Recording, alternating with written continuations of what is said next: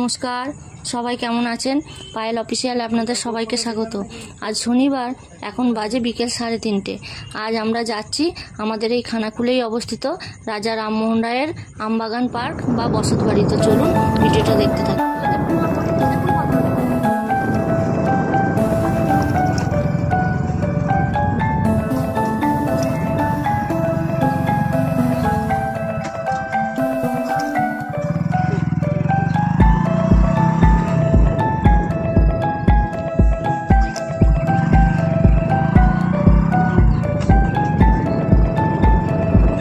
দেখুন, আজ কিন্তু রোদ্দুরের মধ্যেই বেরিয়ে পড়েছি, কারণ 4টে বাজলেই ওখানে গেট বন্ধ হয়ে যায়।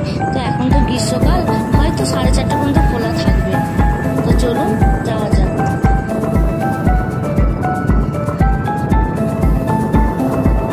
এই দেখুন, আম বাগান শুরু হয়ে গেছে। এই যে এত সারি সারি বিরাট বিরাট আম গাছ, এগুলি কিন্তু রাজা রামমোহন রায়ের আমলেরই আম গাছ। তিনি নিজে হাতেও লাগিয়েছিলেন, আবার হয়তো কিছু কিছু লোক দিয়েও লাগিয়েছিলেন। এই যে দেখুন, এই যে ডান দিকেও এই যে বড় বড় আম গাছ আছে, কত আম ধরেছে দেখুন।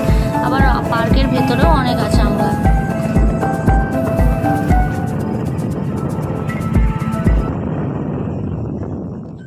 এই যে দেখুন, আমরা এসে গেছি রাজা রামমোহন রায়ের বসতবাটি বা আমবাগান পার্ক।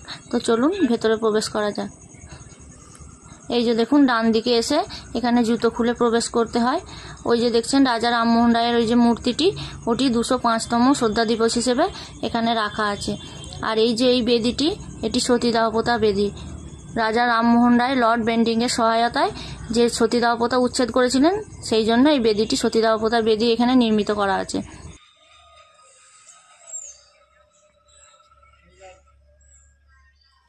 এই যে দেখুন, বাঁ দিকে এসে এখানে নির্মিত করা আছে এই জল ছত্রটি। এটি থেকে ঠান্ডা জল পাওয়া যায়। এই যে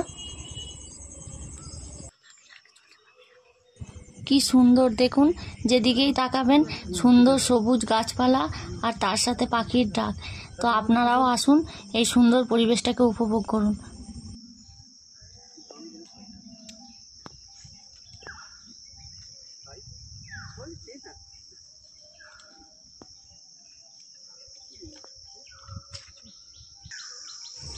এই সেই বাড়ি যেখানে রাজা রামমোহন রায় তার স্ত্রীকে নিয়ে থাকতেন।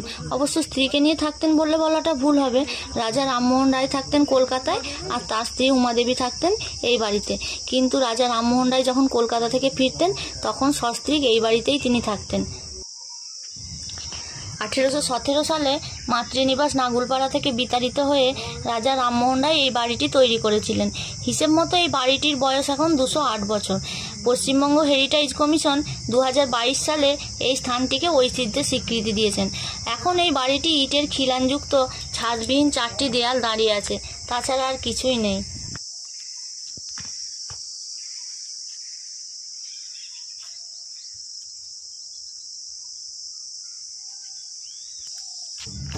এই যে এই বেদিটি ব্রহ্ম সমাজের কথা মনে রাখতে রাজা রামমোহন রায়ের বাড়ির সামনে পুনরায় নির্মিত করা হয়েছে।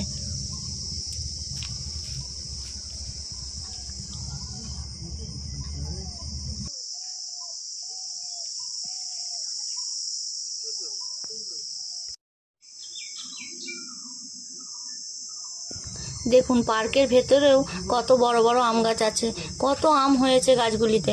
এই দেখুন, আমি একটি কাঁচা আম কুড়ালাম। এই যে একটি বড় নিম গাছ, নারকেল গাছ আছে, লিচু গাছ আছে।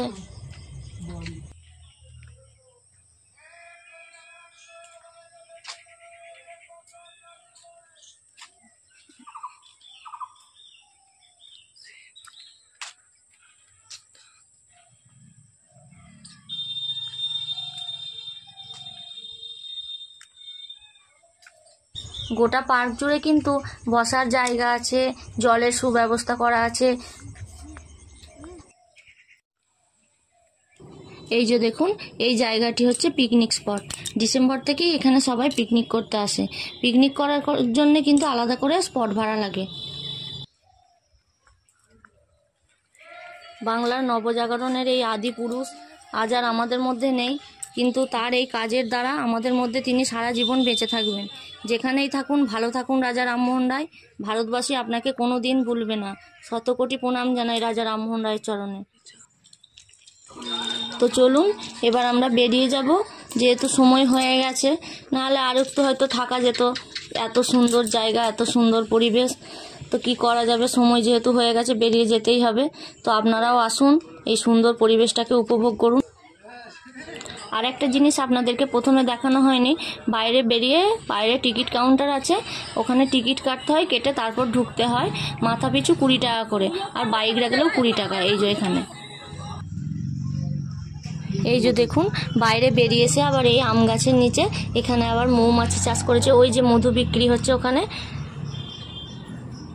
আর এই যে আম গাছ, এখানে আম হয়ে আছে, এই দেখুন আম গাছে জাল লাগানো আছে, কারণ মাটিতে আমগুলো পড়লে নষ্ট হয়ে যাবে আর কেউ কিনবে না, সেই জন্যে এখানে জাল লাগানো আছে। এই যে দেখুন এখানে আম পাড়া হচ্ছে, আর এনারা এখানে বসে বসে আমগুলি কুড়িয়ে কুড়িয়ে পেটিতে রাখছেন, কারণ পেটিতে করেই বাজারে যাবে আমগুলি। এই যে দেখুন এখানে আবার ইনি আবার এই যে মৌমাছির বাক্সগুলো থেকে দেখুন মৌমাছি বের করছে, দেখছে মধু হয়েছে কিনা। আবার মুখে আবার দেখুন কি সুন্দর জাল পড়ে আছে, যাতে না মুখে মৌমাছি কামড়ায়। এই দেখুন কত মৌমাছি।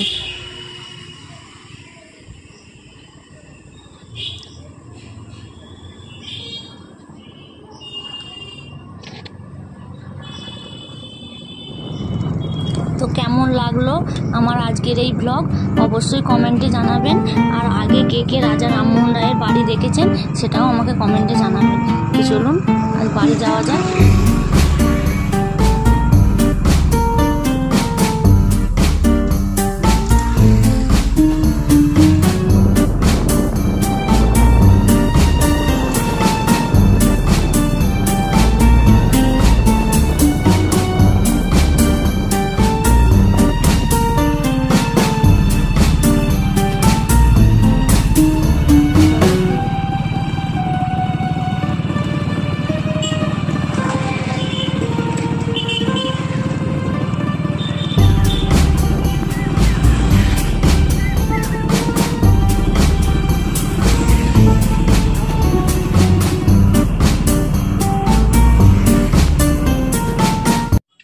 তো আজকের মতো ভিডিওটা এখানেই শেষ করছি। ভিডিওটি যদি আপনাদের ভালো লাগে অবশ্যই লাইক, কমেন্ট, শেয়ার করে দেবেন এবং চ্যানেলটি সাবস্ক্রাইব করে দেবেন। ধন্যবাদ, সবাই ভালো থাকুন।